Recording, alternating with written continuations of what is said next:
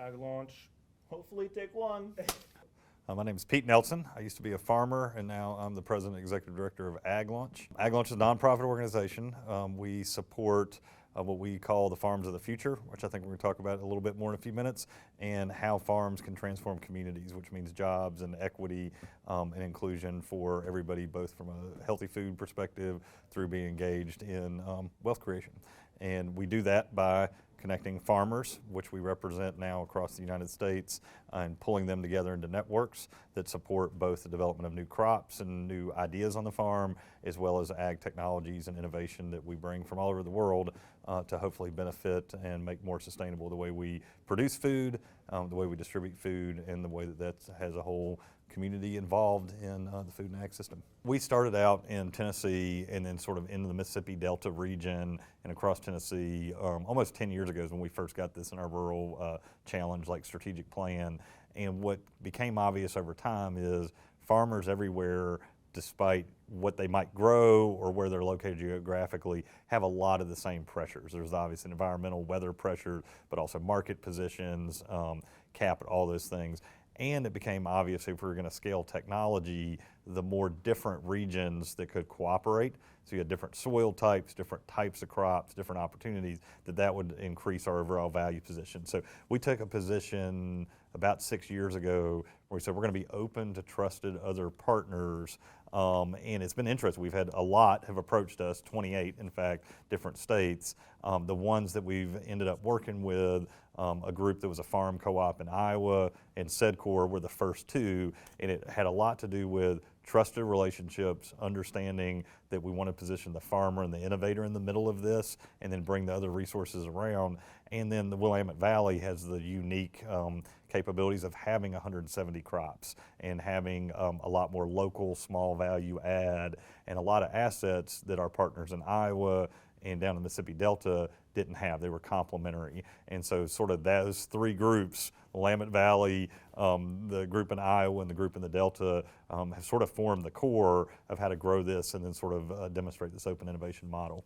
I mean, we have a view of agriculture that we're emerging in a whole new wave of innovation and opportunity. The preceding waves were, the long one was the domestication of plants and animals, and we probably all remember that from school, and then the Industrial Revolution, combustion engine, steel, and then since World War II, we've been in a wave of biotechnology and seed breeding, think Green Revolution, and all those are interesting technologies and ideas.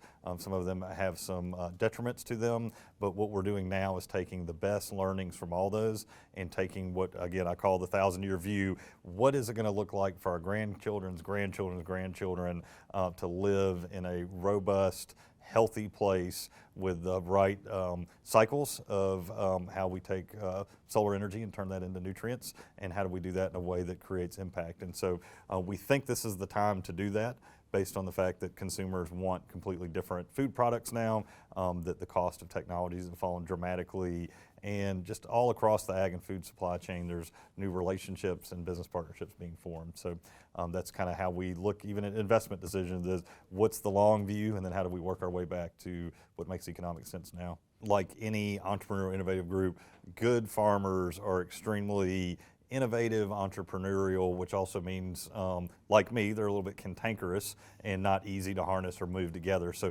really a lot of what we're doing is identifying sort of the innovator of innovators, the farmers that are the most likely to want to be involved in new things or take risks on new opportunities, and joining them in a network and sort of corralling them around the opportunities, again, both with commercializing technology, which could be robots or software or new ways of dealing with pests or other things without harmful chemicals, and also growing new products and finding other ways to collaborate and work together. I mean, there's some big macro things that are happening that AgLaunch works within, but certainly artificial intelligence, I call that augmented intelligence, but using predictive analytics to make decisions. Those trends all apply, things in genetics and sequencing, to the ag sector. Specifically with AgLaunch, we've sort of in that space been able to build some really interesting companies. And one I'd like to talk about, the first one to use drones, flying swarm, that could do aerial imagery, but then spot spray when there was a pest problem, and microdose. So instead of, you think, spraying chemicals all over the place, very applied, very focused, so reducing both the chemical use and making the agriculture system more sustainable.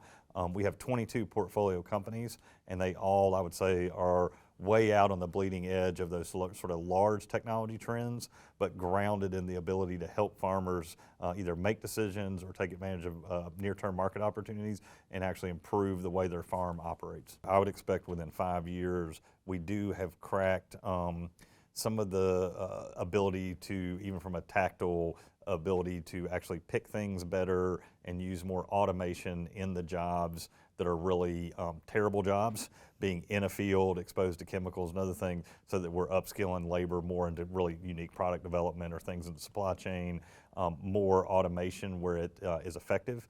And so again, on the field level, looking at scouting, looking at analytics, so we reduce chemicals or reduce other kinds of inputs. The ability to be involved using things like blockchain and distributed ledger in the markets differently, where we're valuing nutrient density or other attributes and not just trying to commoditize everything. And again, all that sort of couples, because we're dealing with an open biology system, with how we think about genetics and seeds and variety and market into sort of these farms that are more focused on nutrient dense and more focused on being carbon neutral or even carbon negative, and opening up opportunities for farmers and the ones that serve them to have different positioning in the value chain.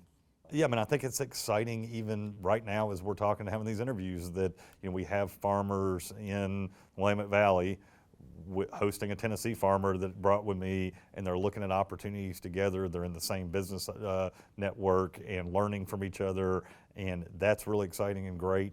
And the fact that we have in front of us this opportunity to build something truly significant. And that's, I think, what gets the SEDCOR folks motivated and us motivated to have really in the, whether it's the economic development business, the venture business, sometimes it's very competitive and tight. We have this opportunity to look at things like, have the audacity to talk about a 1,000-year view, or sharing among states or regions or organizations, growing something that could actually have impact for the community, and that's really fun. I can see, man, that was like, oh my God. He's just staring into space.